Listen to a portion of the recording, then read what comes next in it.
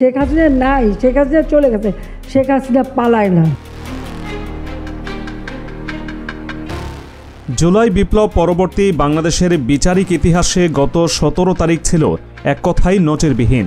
আন্তর্জাতিক অপরাধ ট্রাইব্যুনালের কাঠগড়ায় সশরীরে উপস্থিত না থেকেও যেই নামটির কারণে আদালতের বাতাস ভারী হয়ে উঠেছিল তিনি শেখ হাসিনা। দেশের সর্বোচ্চ আদালত থেকে পলাতক সাবেক প্রধানমন্ত্রীর বিরুদ্ধে যখন মৃত্যুদণ্ডের পরোয়ানা জারি করা হলো, তখন দৃশ্যপটের মূলনায়ক হিসেবে আবির্ভূত হলেন chief prosecutor barrister Tajul Islam.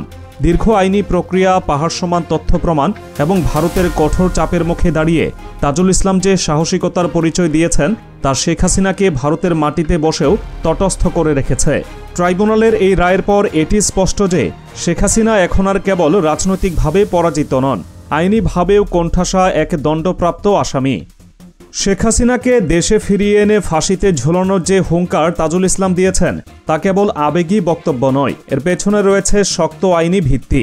রায় ঘোষণার পর আদালত চত্বরে দাঁড়িয়ে তাজুল ইসলাম যা বললেন তা দেশের কোটি মানুষের হৃদয়ের স্পন্দনকেই যেন প্রতিধ্বনিত করেছে। তিনি স্পষ্ট জানালেন, জুলাই আগস্টে যে ভয়াবহ গণহত্যা চালানো হয়েছে তার মাত্রা এতটাই পৈশাচিক যে শেখ হাসিনাকে একবার নয় 1400 বার ফাঁসি দিলেও সেই অপরাধের প্রায়শ্চিত্ত হবে না। কিন্তু দেশের আইনে যেহেতু একজন ব্যক্তিকে একবারই মৃত্যুদণ্ড দেওয়া সম্ভব, তাই তিনি আদালতের কাছে সেই সর্বোচ্চ শাস্তিই প্রার্থনা করেছেন এবং আদালত তা মঞ্জুর করেছেন। তাজুলের এই বক্তব্য মুহূর্তের মধ্যে ছড়িয়ে পড়ে এবং জনমনে ধারণা জন্মে যে এই প্রসিকিউটর কেবল সরকারি দায়িত্ব পালন করছেন না, তিনি মজলুমের হয়ে প্রতিশোধের আইনি লড়াইটি লড়ছেন। জুলাইয়ের দিনগুলোতে ঢাকার রাজপথ থেকে শুরু করে প্রত্যন্ত গ্রাম পর্যন্ত যে রক্তের হোলি খেলা চলেছিল তার প্রতিটি হিসাব কড়াই গণ্ডায় বুঝে নেওয়ার জন্য তাজুল ইসলাম যেন প্রতিজ্ঞাবদ্ধ। তিনি জানিয়ে দিয়েছেন, রায় তো মাত্র শুরু, এই রায় কার্যকর না হওয়া পর্যন্ত তার লড়াই থামবে না। সাবেক প্রধানমন্ত্রী হাসিনাকে দেশে ফিরিয়ে এনে ফাঁসির কাষ্ঠে না ঝুলানো পর্যন্ত তিনি ক্ষান্ত হবেন না। একজন আইনজীবীর কণ্ঠে এমন শপথ অতীতে খুব কমই শোনা গেছে। আর ঠিক এই কারণেই ভারতের নিরাপদ আশ্রয় থেকেও শেখ হাসিনা আজ তাজুল ইসলামের নাম শুনলে বাঘের মতো ভয় পাচ্ছেন। তিনি বুঝতে পারছেন তাজুল ইসলাম এমন এক চরিত্র যাকে কেনা যায় না, যাকে ভয় দেখানো যায় না।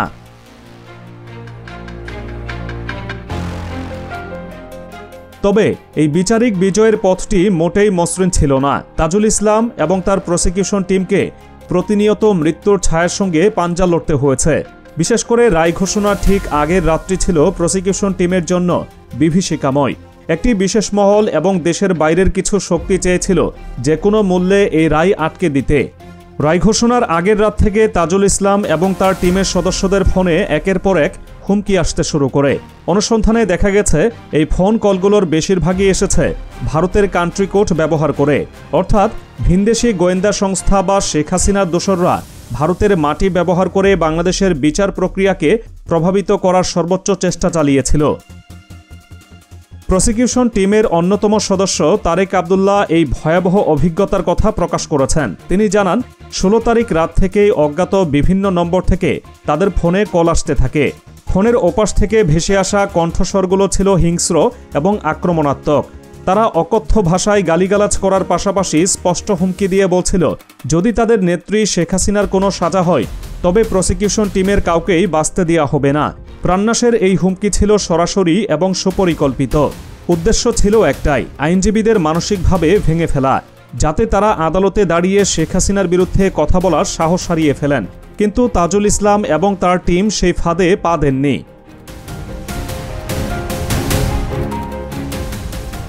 চিফ প্রসিকিউটর তাজুল ইসলাম এই পরিস্থিতি মোকাবেলা করেছেন অত্যন্ত ধীরস্থির মস্তিষ্কে। হুমকির মাত্রা এতটাই চরমে পৌঁছেছিল যে এক পর্যায়ে তিনি নিজের মোবাইল ফোনটি বন্ধ করে দিতে বাধ্য হন। কিন্তু তিনি ভয় পাননি। তিনি গণমাধ্যমকে জানিয়েছেন, ভীরু এবং কাপুরুষদের কাজই হলো আড়াল থেকে হুমকি দেওয়া। যারা প্রকাশ্য দিবালোকে গণহত্যা চালিয়ে ছাত্র জনতাকে হত্যা করতে পারে তাদের কাছ থেকে এর চেয়ে ভালো আচরণ আশা করা বোকামি। তিনি এই হুমকিগুলোকে ফাঁকা আওয়াজ হিসেবে উড়িয়ে দিয়ে নিজের লক্ষ্যে অবিচল থেকেছেন। তাজুল ইসলাম জানতেন, তিনি যদি এক মুহূর্তের জন্য পিছু হটেন তবে হাজারো শহীদের রক্ত বৃথা যাবে। তাই নিজের জীবনের মায়া ত্যাগ করে তিনি পরদিন আদালতে হাজির হন এবং শেখ হাসিনার মৃত্যুদণ্ড নিশ্চিত করার জন্য প্রয়োজনীয় সব আইনি যুক্তি উপস্থাপন করেন।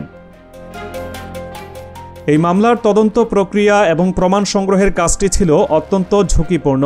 শেখ হাসিনা পালিয়ে গেলেও তার তৈরি করা প্রশাসন এবং আমলাতন্ত্রের শেকড় তখনও অনেক গভীরে প্রথিত ছিল। এর মধ্যেই তাজুল ইসলাম গঠন করেন স্যাপস ফ্যাক্ট ফাইন্ডিং টিম এবং একটি বিশেষ তদন্ত ইউনিট। এই টিমটি দিনরাত পরিশ্রম করে জুলাই গণহত্যার অকাট্য সব প্রমাণ সংগ্রহ করে। ভিডিও ফুটেজ, অডিও রেকর্ড এবং প্রত্যক্ষদর্শীদের জবানবন্দি সবকিছু এমন নিখুঁতভাবে সাজানো হয়েছিল যে আসামি পক্ষের আইনজীবীদের বা শেখ হাসিনার পক্ষে সাফাই গাওয়ার মতো কোনো সুযোগই অবশিষ্ট ছিল না।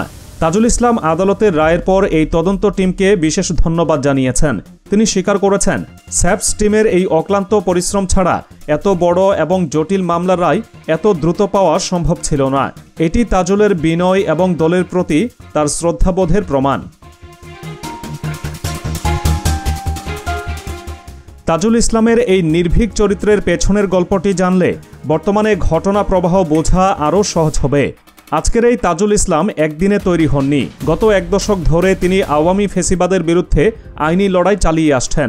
যখন শেখ হাসিনা সরকার রাজনৈতিক প্রতিপক্ষকে ঘায়েল করার জন্য জঙ্গি নাটক সাজাত, যখন ছাত্র শিবির সন্দেহে মেধাবী ছাত্রদের গুম করা হতো, তখনই তাজুল ইসলামই ছিলেন তাদের আইনি ঢাল। তিনি সাইদি, কাদের মোল্লাসহ বহু আলোচিত মামলায় আইনজীবী হিসেবে লড়েছেন। সরকারের রোষানলে পড়ে 2015 সালে তাকে মিথ্যা মামলায় গ্রেপ্তারও হতে হয়েছিল। রিমান্ডের নামে তার উপর চালানো হয়েছিল মানসিক নির্যাতন। তাকে টাকার প্রলোভন দেখানো হয়েছিল, কিন্তু তিনি স্পষ্ট ভাষায় বলে দিয়েছিলেন পৃথিবীর সমস্ত সম্পদ দিলেও তাজুল ইসলামকে কেনা সম্ভব নয়। সেই পরীক্ষিত সৈনিকই আজ জুলাই গণহত্যার বিচারের প্রধান কাণ্ডারি। জুলাই গণ অভ্যুত্থানের পরবর্তী সময়ে তাজুল ইসলামের প্রতিটি পদক্ষেপ ছিল অত্যন্ত কৌশলী। তিনি জানতেন শেখ হাসিনা ভারতে পালিয়ে গেলেও সেখান থেকে তিনি কলকাঠি নাড়ছেন। তাই তাজুল ইসলাম তার আইনি জালের বিস্তার এমনভাবে ঘটিয়েছেন যেন হাসিনা কোনোভাবেই পার না পান।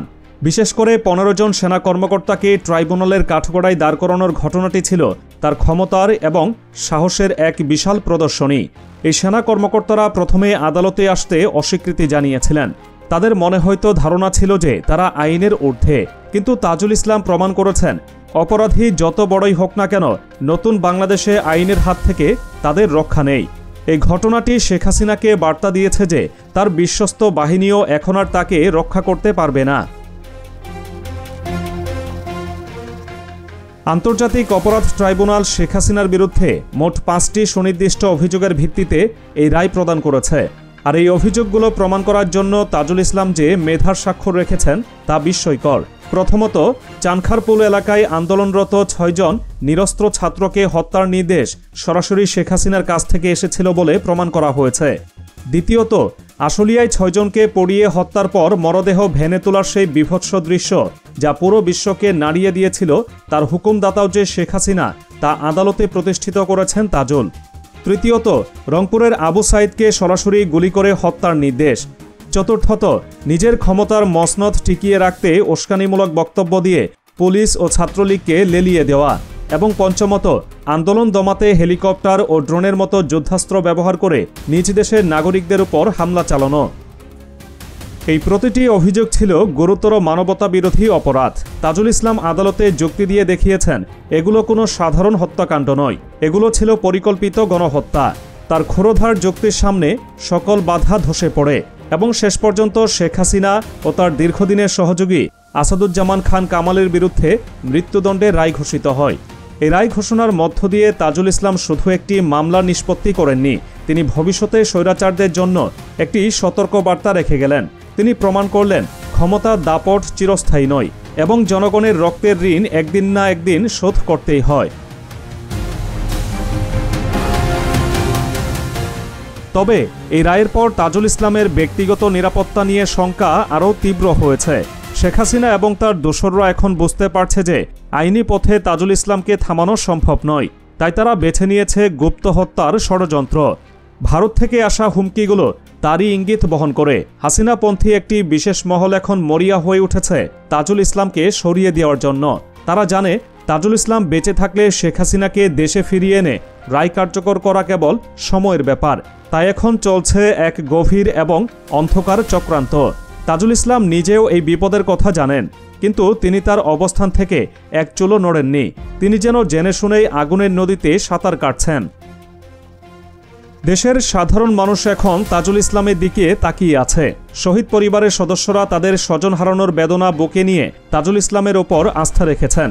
রায় ঘোষণার পর আদালত প্রাঙ্গণে শহীদ পরিবারের সদস্যদের কান্না এবং তাজুল ইসলামকে জড়িয়ে ধরার দৃশ্যই বলে দেয় তিনি এখন আর শুধু একজন আইনজীবী নন, তিনি এই জাতির কাছে ন্যায় বিচারের মূর্ত প্রতীক। শেখ হাসিনাকে দেশে ফিরিয়ে আনার প্রক্রিয়াটি জটিল হতে পারে। ভারতের সঙ্গে বন্দি বিনিময় চুক্তির নানা আইনি মারপ্যাচ থাকতে পারে, কিন্তু তাজুল ইসলামের মতো একজন অভিজ্ঞ এবং নাছোড়বান্দা আইনজীবী যখন হাল ধরেছেন, তখন মানুষ বিশ্বাস করতে শুরু করেছে যে এটি সম্ভব। তাজুল ইসলামের এই লড়াই শুধু শেখ হাসিনার বিরুদ্ধে নয়, এটি পুরো একটি ব্যবস্থার বিরুদ্ধে লড়াই।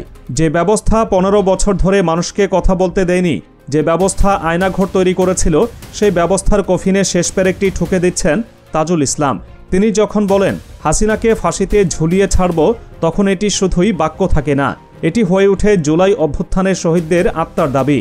শেখ হাসিনা ভারতে বসে যতই ষড়যন্ত্র করুক, যতই হুমকি পাঠাক, তাজুল ইসলামের এই আইনি কৌশলের কাছে তাকে হার মানতেই হচ্ছে। বাঘের মতো ভয় পাওয়া শেখ হাসিনা এখন বুঝতে পারছেন তার পালানোর আর কোনো পথ অবশিষ্ট নেই। শেখ হাসিনার ফাঁসির রায় এবং তাজুল ইসলামের এই অকুতভয় সংগ্রাম আগামী প্রজন্মের কাছে এক দৃষ্টান্ত হয়ে থাকবে। জাতি এখন অপেক্ষা করছে সেই মাহেন্দ্রক্ষণের, যখন এই রায় কার্যকর হবে এবং কলঙ্কিত অধ্যায়ের চূড়ান্ত পরিসমাপ্তি ঘটবে।